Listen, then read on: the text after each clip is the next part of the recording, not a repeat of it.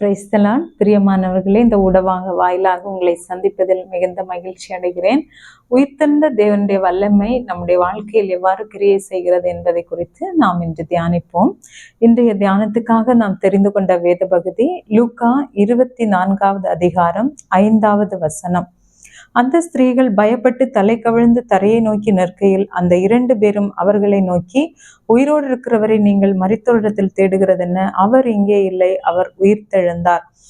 இங்கு நமக்கு எல்லாருக்குமே ஒரு ஃபெமிலியரான சப்ஜெக்ட். அதாவது ஆண்டவர் உயிர்த்தெழுந்த அந்த நாளிலே மரியாளும் அவர்களோடு இருந்தவர்களும் அந்த கல்லறையின் இடத்திற்கு போகும்போது பயப்பட்டு அங்கே ஆண்டவர் இல்லை என்பதை பார்த்து தலை கவிழ்ந்து நிற்கிற அனுபவம்.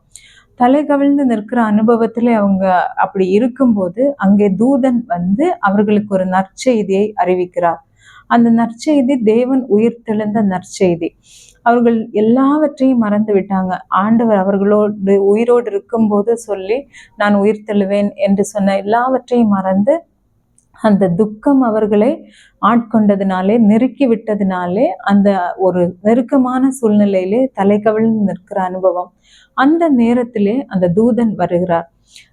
மத்தேயு 28வது அதிகாரம் 9வது வசனத்திலே இருக்கிறது, இயேசு தாமே அவர்களுக்கு எதிர்பட்டு வாழ்க என்றார்.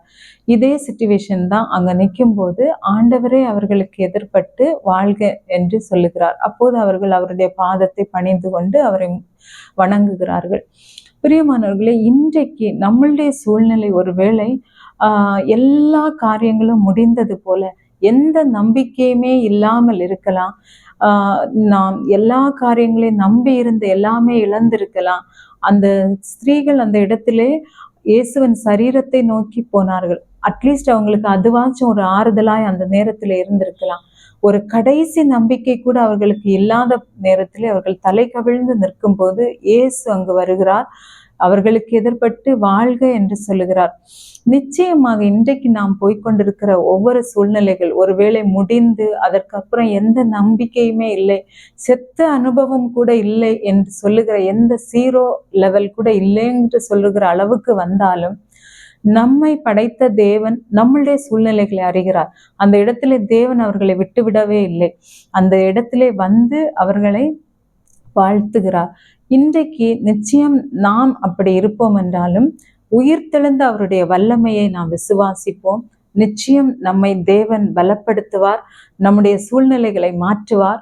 நாம் எதிர்பார்க்காத ஒரு நம்பிக்கையை, ஒரு புது தொடக்கத்தை நமக்கு அந்த இடத்திலே தேவன் தருகிறவராயிருக்கிறார்.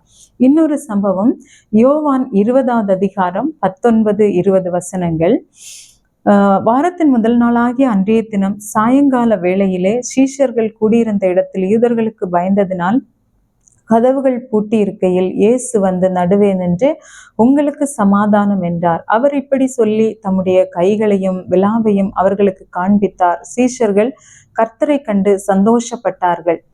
இங்கு ஒரு அனுபவத்தை பார்க்கிறோம், பயப்படுகிற அனுபவம். ஏனென்றால் இயேசுவை அவர்கள் எல்லாம் இந்த மாதிரி செய்து விட்டார்கள், இனி நமக்கு என்ன சம்பவிக்குமோ என்ற ஒரு பயத்தோடு அவர்கள் காணப்படுகிற அனுபவம். அவர்களுடைய சந்தோஷம் எல்லாம் அவர்களை விட்டு போனது. அவங்க கொஞ்ச காலம் ஆண்டவரோடு இருந்த போது அவங்க நிறைய நினைச்சிருக்கலாம், நிறைய காரியங்கள் நமக்கு நடக்கும் என்று. அந்த நம்பிக்கை முற்றிலும் அற்று போய் இப்போது ஒரு பயத்திற்குள்ளாக செல்லுகிறார்கள். நாமும் ஒருவேளை நம்முடைய வாழ்க்கையில வந்து ஒரு பயமான அனுபவம், ஏனென்றால் எல்லா நம்பிக்கையும் அற்று போகும்போது ஆட்டோமேட்டிக்கா நமக்கு ஒரு பயம் வர ஆரம்பிக்கும். ஒருவேளை அந்த சூழ்நிலைகளில் நீங்கள் இருப்பீர்கள் என்றாலும், அன்றைக்கு பூட்டியிருந்த வீட்டில் இயேசு சென்றார் அல்லவா, இன்றைக்கு நிச்சயமாய் உங்களுடைய அடைக்கப்பட்ட எல்லா சூழ்நிலைகளிலும் தேவன் வந்து உங்கள் சூழ்நிலைகளை மாற்றி உங்களை சந்தோஷப்படுத்துவார். அவரை நிச்சயமாய் நாம் விசுவாசிப்போம், பயத்திலிருந்து வெளிவருவோம். அவர் உங்களை சந்தோஷப்படுத்த ஆயத்தமா இருக்கிறார். அவரை விசுவாசியுங்கள். அடுத்து ஒரு சம்பவத்தை பார்க்கிறோம். யோவான் 21வது அதிகாரம் 3வது வசனத்திலே, சீமோன் பேதுரு மற்றவர்களை நோக்கி மீன் பிடிக்க போகிறேன் என்றான். பிரியமானவர்கள், இந்த இடத்துல வந்து எவ்வளவு ஒரு கஷ்டமான இது, எவ்வளவு அவங்க துக்கத்தின் எல்லைக்கு போயிருந்தார்கள் என்றால், இந்த ஒரு பழைய திரும்பியும் அவங்க அந்த விட்டு வந்த வேலையை செய்கிறதற்கு போகிறார்கள். எல்லாருக்கும் நமக்கு இந்த சம்பவம் தெரியும். அவரோடு இருந்தவர்களை நாங்களும் வருகிறோம் என்று சொல்லி அவங்க, ஏன்னா இந்த வேலையில் இருக்கும் போதுதான் தேவன் அவர்களை அழைத்தார், அவருக்கு பின் சென்றார்கள். ஆனால் திருப்பியும் அவர்களுடைய சூழ்நிலை அவ்வளவு கஷ்டமான சூழ்நிலை.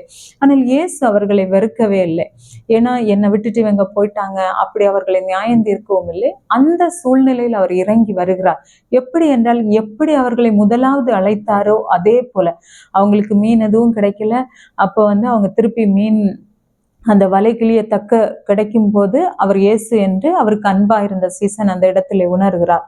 இப்படி இருந்தாலும் திருப்பியும் அவர்களுக்காக அந்த இடத்துல அவர் உணவை ஆயத்தம் செய்து வைக்கிறார். இப்படி நாமும் ஒருவேளை இந்த இடத்துல இருக்கிறோம் என்றால் நம்மை நாம் நிதானிப்போம். திருப்பி ஆண்டவர் அவர்களுக்கு அந்த அதிகாரத்திலே சொல்லுகிறார், நீ என்னிடம் அன்பா இருக்கிறாயா என்று 3 முறை பேதுருவிடம் அவர் கேட்கிறார். அதற்கப்புறம் யோவானை குறித்து அந்த இடத்துல பேசுகிறார். இப்படி அவர்கள் இழந்து போன ஊழியத்தை திரும்பவும் நன்றாக அவர்கள் கட்டி எழுப்பத்தக்கதாக அவர்களோடு நேரடியாய் அவர் அந்த இடத்துல அவர்களை திருப்பியும் அவர் செட்ரைட் பண்ணுகிறார். நிச்சயம் நம்முடைய சூழ்நிலையிலே நாம் இழந்து போயிருப்போம். நம்முடைய துக்கங்கள் நம்மை ஆட்கொண்டிருக்கலாம். தேவனோடு இருந்த எல்லா காரியத்தையும் விட்டு நாம் விலகி போயிருக்கலாம். நிச்சயம் உயிர்த்தெழுந்த இயேசுவின் வல்லமையை நாம் விசுவாசிப்போம் என்றால் உங்களை அந்த இடத்திலிருந்து அவர் திருப்பி கட்டி அவர் எதற்காக உங்களை அழைத்தாரோ அந்த சூழ்நிலையிலே உங்களை நிறுத்த அவர் வல்லமை உள்ளவராயிருக்கிறார். இந்த காணொலியை யார் பார்த்து கொண்டிருந்தாலும் அவரை விசுவாசிங்கள். உங்கள் சூழ்நிலையை அவர் மாற்ற வல்லமை உள்ளவராயிருக்கிறார்.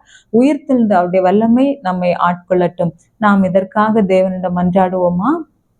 அன்பும் இரக்கமும் நிறைந்த எங்கள் பரலோகத்தின் நல்ல அப்பா, ஆண்டவரே தகப்பனே, அன்றைக்கு உயிர்த்தெழுந்த உடைய வல்லமை நிமித்தம் ஆண்டவரே அப்பா, ஆண்டவரே இந்த சில ஆண்டவரே அந்த சீஷர்களுடைய காரியங்கள்ல நீர் இடைப்பட்டு அப்பா ஆண்டவரே அவர்களுடைய நம்பிக்கையற்ற சூழ்நிலை, செத்த சூழ்நிலை, அனுபவங்கள், எந்த நம்பிக்கையும் இல்லை, துளிர்விட எந்த சாத்தியமும் இல்லாத நேரத்திலே நீர் அவர்களுடைய சூழ்நிலைகளை இடைப்பட்டீரே ஆண்டவரே, இறங்கி வந்தீரே. இன்றைக்கு இந்த காணொலியை பார்த்து கொண்டிருக்கிற யாரா இருந்தாலும் ஆண்டவரே உம்முடைய நாமத்தை கொண்டு நான் ஜெபிக்கிறேன் ஆண்டவரே. உம்முடைய அதிகாரம் உள்ள நாமம் ஆண்டவரே அவர்களை அப்பா ஆட்கொள்ளட்டும். உம்முடைய உயிர்த்தெழுந்த வல்லமை அவர்களை மீண்டும் அவர்களுடைய நிலைமையிலே ஆட்கொள்ளட்டும் ஆண்டவரே. சந்தோஷம் உண்டாகட்டும், பயங்கள் மாறட்டும், அவர்கள் இழந்த நிலைமைகளிலே அவர்கள் மாற்றி கர்த்தாவே புது நிலைமையிலே அவர்களை நீர் கட்டி எழுப்ப போகிறபடியால் நன்றி அப்பா. உம்முடைய கிருபை ஒவ்வொருவரையும் ஆட்களை செய்யட்டும். உம்முடைய நல்ல நாமத்தை மகிமைப்படுத்தும். இயேசுவின் நாமத்தில் வேண்டிக் கொள்கிறோம் எங்கள் ஜீவனுள்ள நல்ல பிதாவே. ஆமேன், ஆமேன். God bless you.